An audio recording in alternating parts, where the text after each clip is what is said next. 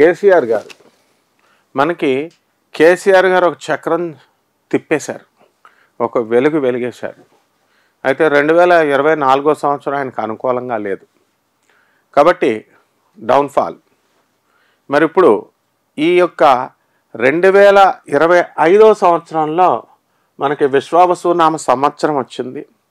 ఈ సంవత్సరం ఉగాది తర్వాత మనకి కేసీఆర్ గారి భవిష్యత్తు ఎలా ఉండబోతుంది, ఈ సంవత్సరం ఆయనకి లక్ ఫేవర్ చేస్తుందా అనేది మనం చూద్దాం.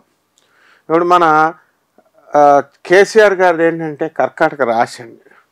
కర్కాటక రాశి అయినప్పుడు మనకి అష్టమ శని నడిచింది 2024 సంవత్సరం అంతా కూడా, క్రోధినామ సంవత్సరం అంతా కూడా.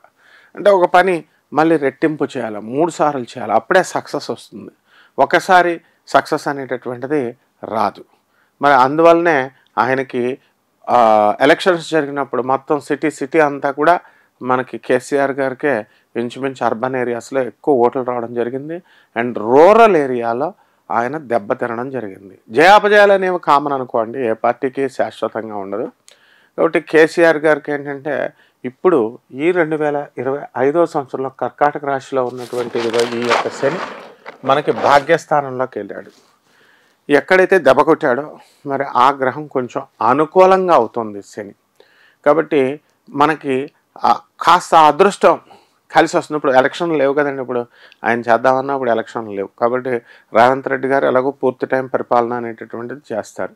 అంటే ఇంకా ఆయన చేతిలో ఉన్న పని ఏంటంటే పార్టీని బలిష్టం చేసుకోవడం, ముందుకు వెళ్ళడం. కాబట్టి ఈ విషయంలో అయినా ఆయన సక్సెస్ అవుతారంటే గ్యారంటీగా సక్సెస్ అవుతారు.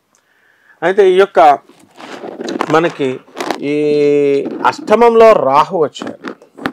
ఈ అష్టమంలో రాహు రావడం వల్ల మనశ్శాంతి లోపం. మరి అసలు సోనియా గాంధీనే దళదళలాడించినటువంటి కేసీఆర్ గారు మొత్తం ప్రముఖులను ఎవరినైనా సరే ఈజ్ ఎ జీనియస్ అన్నమాట.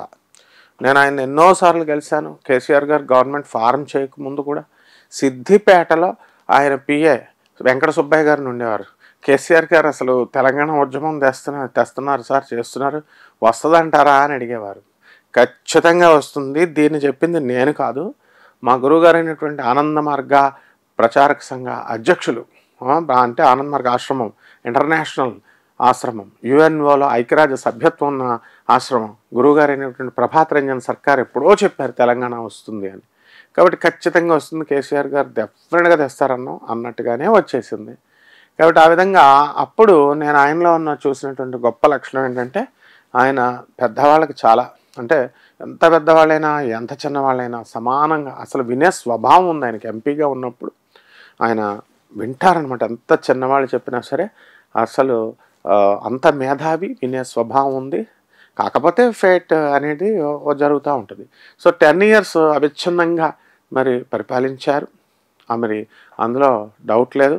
కాబట్టి ఈ సంవత్సరం కూడా స్లోగా మనకి ఆయన పికప్ అవుతుంది. అయితే మనశ్శాంతి లోపం అనేటటువంటిది, అరే ఎంతసేపు ఐఏఎస్లతో ఐపీఎస్లతో కాన్వాయిలతో బిజీగా ఉండేటటువంటి ఆ యొక్క లైఫ్ స్టైల్కి అలవాటు పడిన వాళ్ళు ఎవరైనా సరే కాస్త అది దెబ్బతినేసరికి డెఫినెట్గా మనశ్శాంతి లోపం అనేటటువంటి వస్తుంది. అరే నేను ఇంత మంచిగా పరిపాలన అందించాను ప్రజలకి, అర్బన్ పీపుల్ అందరికి కూడా, మరి నేను ఇచ్చేయలేకపోయిన రూరల్ వాళ్ళు ఎందుకు నాకు అసలు ఓట్లు వేయలేదు అనేటటువంటి ఇంట్రోస్పెక్షన్, అంతర్మథనం అది జరుగుతూ ఉంటుంది అన్నమాట. డెఫినెట్గా అదొక్కటే ఈయనకి ఇప్పుడు ఈ యొక్క రాహు వల్ల మనశ్శాంతి లోపం అనేటటువంటిది ఉంటుంది. అండ్ ఈ ఇయర్ అంతా కూడా కాస్త ఈ తర్జనా భర్జనలతో చేస్తూ, ఇకపోతే గురుబలం. మరి ఈ గురుబలము మనకు ఒక సూత్రం ఉందండి. వ్యయ గురుడు అనవసరమైనటువంటి కోర్టు సమస్యలు, లేకపోతే పోలీస్ స్టేషన్లు, ఇలా ఇవన్నీ కామన్ రాజకీయ నాయకులకి. ఇది అంటే వాళ్ళు ఏదో నేరాలు చేసేసి వాళ్ళేం జైలుకి వెళ్ళాల్సినటువంటి అవసరం లేదు.